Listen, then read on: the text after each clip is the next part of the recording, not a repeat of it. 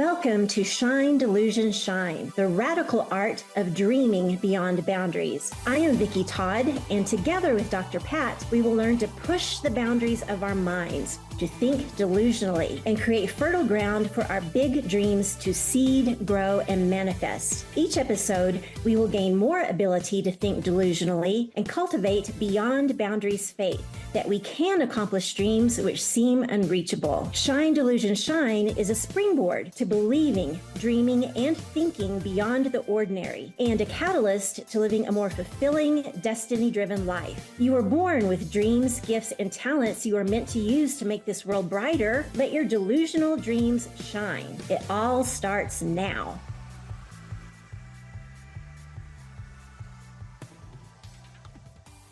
Wow. Hey, everybody, I want to welcome you. I'm Dr. Pat. I get to take this beautiful, windy road journey of Shine, Delusion, Shine with the most incredible artist, Vicki Todd. So many things to talk about today, but here it is.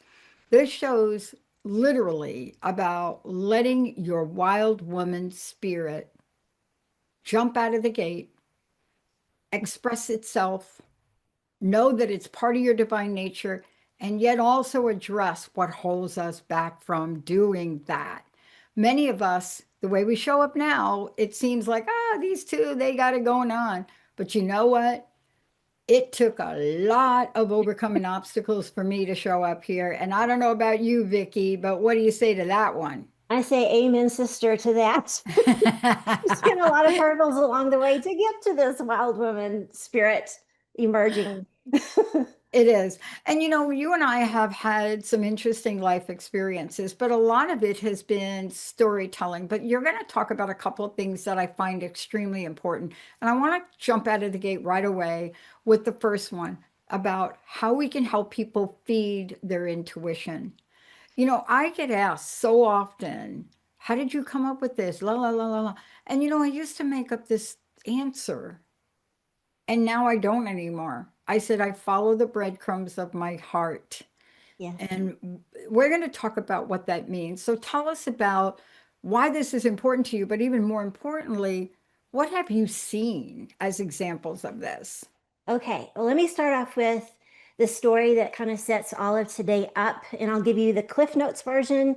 It's a story from Women Who Run with the Wolves. I totally recommend the book. Great wisdom in there. And this is the Vasilisa the Wise story. So Vasilisa's mother was on her deathbed, and before she died, she gave Vasilisa a little doll. The doll represented Vasilisa's intuition, and we're going to talk a lot about the importance of intuition today. Vasilisa put the doll in her pocket, and she would touch it, for guidance when she was going along her journey. Well, of course, the father married an evil woman with two evil daughters who hated Vasilisa after the mother died. Vasilisa was way too cute, way too talented. They couldn't take it. And so they said, we have no fire in our house. Let's send Vasilisa off to Baba Yaga, who was seen as a fearsome witch, but really she was a very wise woman, and she lived deep in the forest. So Vasilisa keeps touching her doll, using her intuition to get there. She tells Baba Yaga, I need fire for my family, for my home. Baba Yaga is like, okay, wait, sister. You need to do some things first, to make sure that you're worthy of this. So Baba Yaga had her do these incredible tasks, like separating good corn from mildewed corn, poppy seeds, little poppy seeds from a pile of dirt, cleaning the house, feeding Baba Yaga a ton of food. And the intuition helped Vasilisa accomplish all these things. Baba Yaga had no complaint, so she begrudgingly said, okay, I'll give you fire. She gives her a human skull on a stick, and fire was coming out the eye holes, the mouth, the ear holes. And Vasilisa is holding this fearsome, skull out in front of her, and she almost threw it away because it was so powerful. But the skull whispered to her, keep me. And so she works her way back to her house. The end of the story is the skull has huge intuitive powers. It can see the evilness of the mother and the stepsisters and throws out fire and burns them up. That's the story. So what does this have to do with our delusional dreams? The beginning of it is the mother represents what the story calls a too good mother. And so, God is putting these delusional dreams in our heart that are way bigger than we can do on our own. So we cannot rely on these small thoughts, these small thought patterns, behaviors that used to work in the past. You know, you may say, oh no, I can't accomplish that dream. It's too big. I'll never be able to do that. What will people think? Yeah, I had this gift in my childhood of, I don't know, writing poetry, but no, that's not practical now, so I'm not going to do it. That ain't going to work. You need to renew it. You know, the Bible has a saying, you can't put new wine in old wineskins or the wineskin will burst. Right. So our delusional dreams are this new wine. We need to improve the wineskins and make them stronger. Intuition.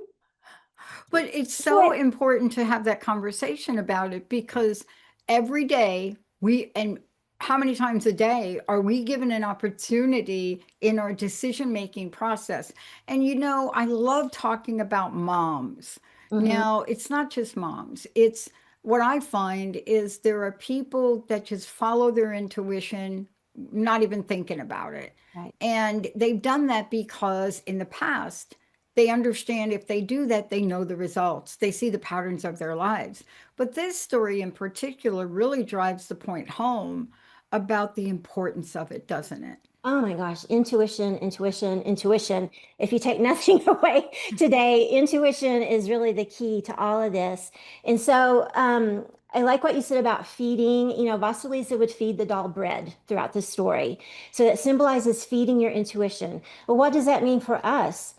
You have to use it. It's like building a muscle, you know, feeding your body, working your muscles. You have to do the same thing with your intuition.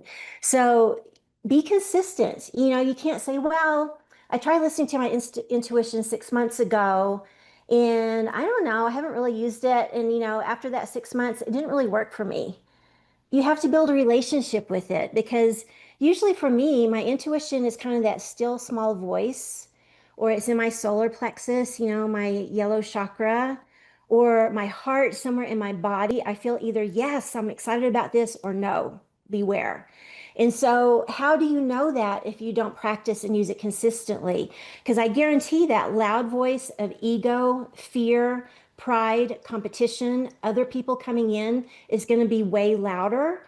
So, by practicing and building your intuition, feeding it, strengthening it, you're going to be able to discern its voice versus, you know, these other voices. And to me, you know, my intuition is connected to my higher power, to my true self, to God. And so that is what helps me, you know, use this is being accustomed to it and getting to know it. And now we trust each other. And what I love about this is I'm glad we're talking about this in this way because there's so many stories in our history. There really are. I mean, there isn't enough time. You could have an entire network on history stories about intuition, Yeah. and they go back and back in time. One of my favorites, nobody really talks about this. One of my favorites is Jesus as he walked the earth. Now, Hmm. whatever you think, this is not a Christianity topic. This is about a man who knew how to divert from where he was going and decided to take a different route to go to a well to Hmm. see a woman, A woman, a Samaritan woman. a Sumerian. So what am I saying? I'm saying he knew what to do. Mhm. He knew to go there. And what was the result of it? I'm sure I can't get in the mind of what he was thinking, but clearly he followed a pathway that was so not what everybody said he should do. Right. And what did he do at the end of that little trek that he did? Well, he meets a woman, not of great stature, kind of like in biblical terms, what do we say, sinner or something. And he reveals to her that out of everybody on the planet, he could have said, I'm the Messiah. He says it to her. Yeah. You see, every day in our lives, the mom that packs the kids into the car, the worker, the artist that sits down like you and says, I'm going to paint a picture.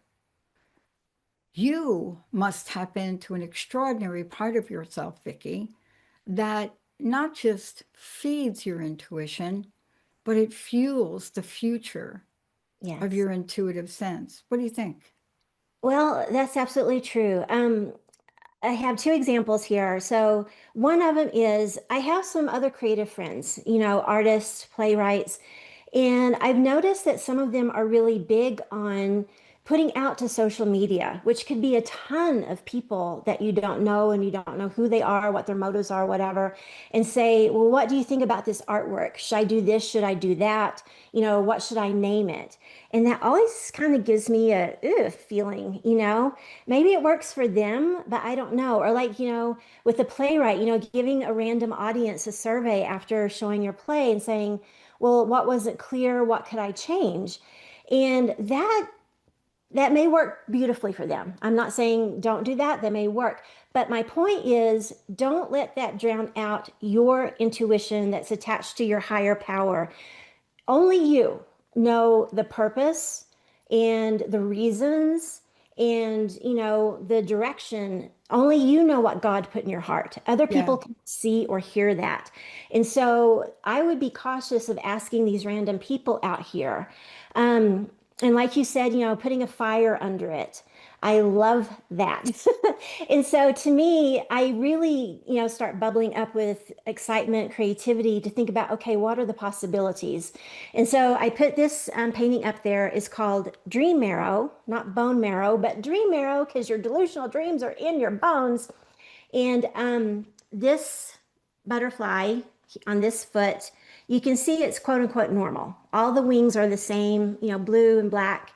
If you notice as we go up, one section of a wing, now there's two, now there's three, and now we've got this full out, delusional dreamer, your true self, your wild woman spirit. And so it's a process like that with feeding your intuition to finally get to this point to say, yes, I'm flying. I know what she's saying to me. We're doing it. And so things like that, the flowers always transforming, evolving. To me, that's exciting. Yeah. Another thing I've just done, I just finished them the other night, wings. So these are fabric wings that are hand painted and sewn. And it's going to take several months. But why did I do these? I have a vision in my head of a sculpture, and I'm going to attach them to the sculpture. And so for me, having those created and having them ready, that makes me so excited to be working on this sculpture, even though it's going to take months to go through the process Hmm. and only have it ready.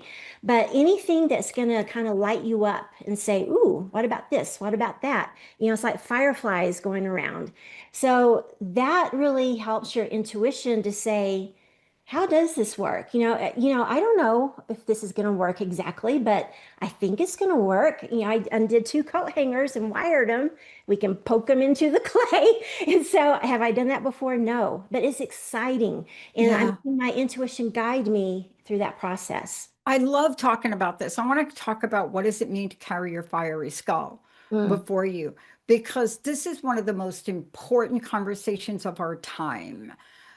And why do I say that? I've done shows on this before where I've said, look, I don't care how much AI you get, how much technology you get, the underpinnings of it all have to come from your intuition. Now you can decide which chakra they come from. I have the chakras behind me that I created in glass. And so you have to decide which one it comes from. And I love what you're saying. I happen to be a fire sign, but I also happen to have a moon and a bunch of things in earth. And what I love about that fiery skull, and I have seen that in my dreams. Here's what I love about delusion, right? If you go back in time, and even today with your work, I don't know how many people have said to us, you're delusional. Oh, yeah. And the answer is, to you, I was, but here we are 22 years later as a network. Look, I remember taking an idea to the president and vice president of of a tech company. We had budget crisis. They were going to cut people. And I said, why don't we give the organizations a shot at cutting their own, and let's call it ideas that work. And Mm. let's run a campaign to see how much money when people look and say, okay, that was a gut idea. I didn't have any reference for that. Boy, the backlash on that was horrible. Finally, we went through with it because the VPs wanted it. But I got in trouble for Oh, having that intuitive idea that actually saved the company millions of dollars in the long run. So here's what happens.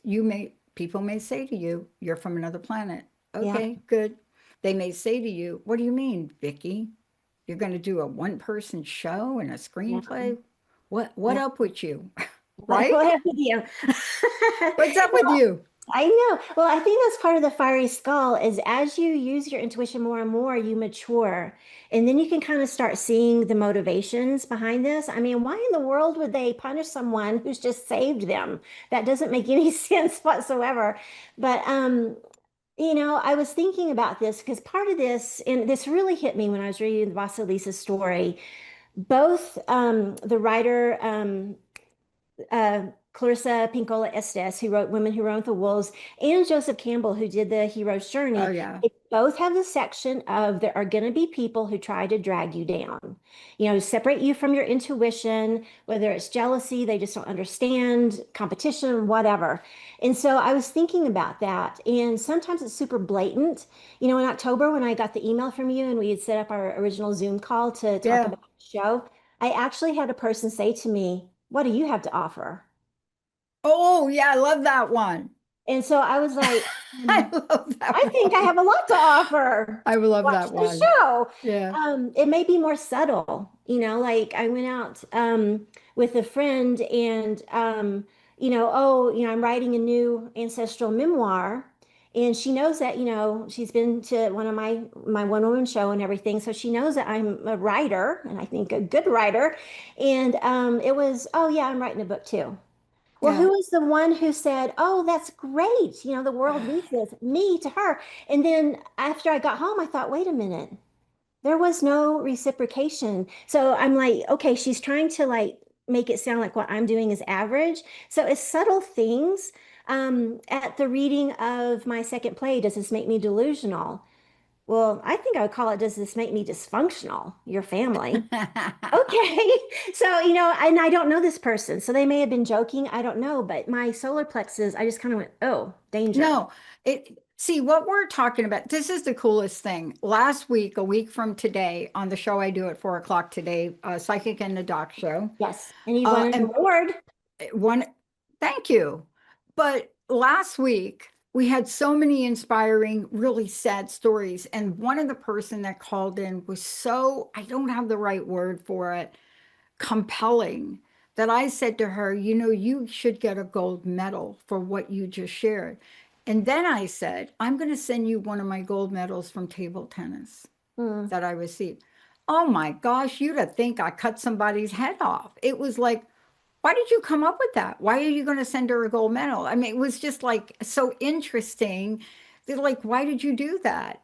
And I'm telling you, I finally got to the point where I said, what happened? What made you do it? And I finally got, and I said, you know what? When God tells you to do something, you either do it or you don't. And in that moment, at that point in time, and they just kind of, I said, listen to me.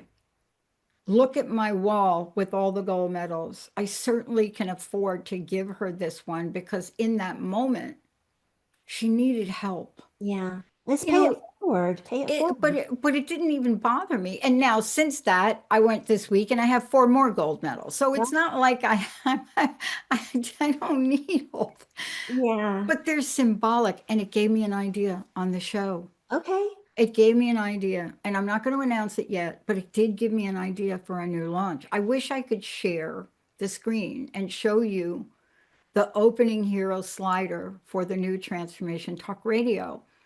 People say, of course you would create something that odd. And I'm like, there's Well, nothing odd about that thing. no. But so we're talking about, let's just jump to this. Look, this is our superpower.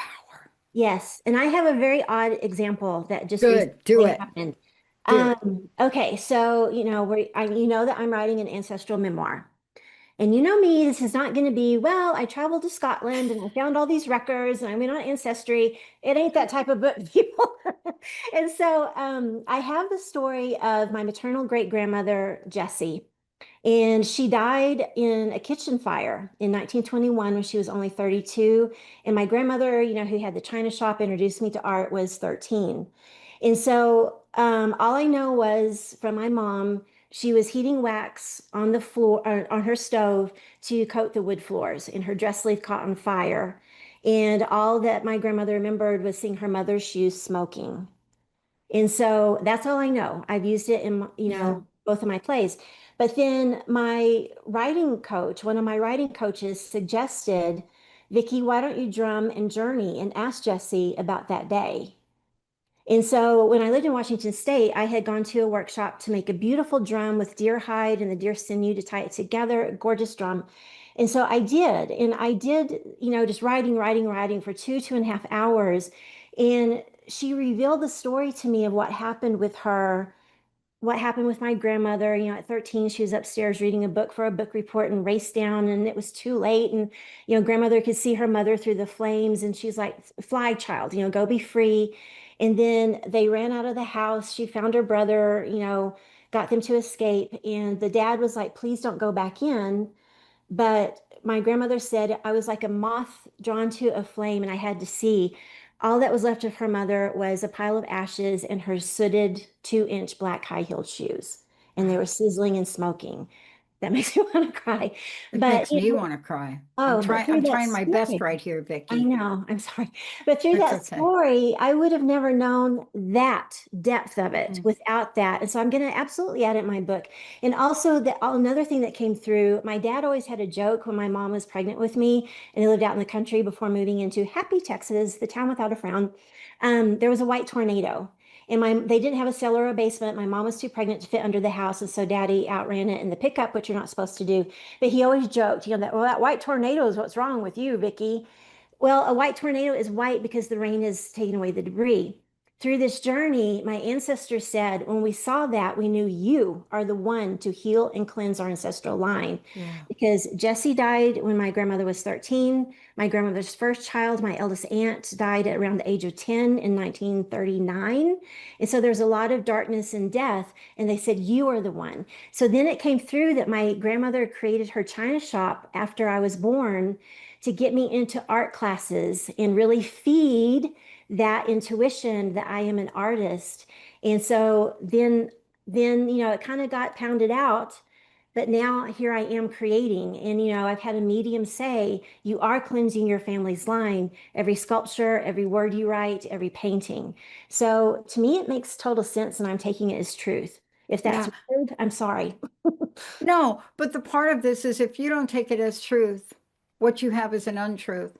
Mhm. Today I'm grappling with the situation because I've watched abuse between two sisters, and I have sat back quietly, Mm. and I got a, and one of them is very close to me. And I woke up yesterday morning and I said, I am going to have a conversation with the abuser. Mm.